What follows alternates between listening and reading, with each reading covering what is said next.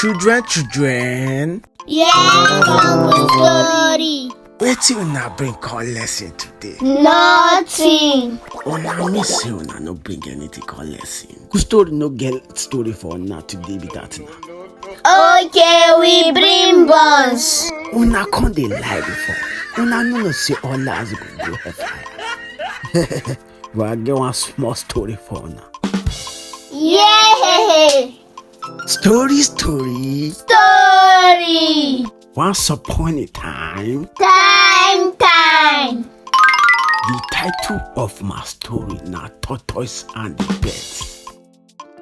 Get one day, birds organize party for on top of Iroko tree. They no want me any animal reach. That's why they organize that party put for up of Iroko tree.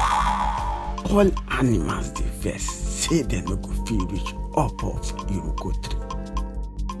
Nine tortoises come up with a brilliant plan. As the day does reach, 9 tortoises kidnap one bird. Come out the feather, come put her for himself. Come fly reach the party. Photo. Party they go on fine. Everybody dey jolly. When it come reach time of food where people go eat, they come start to dey introduce themselves.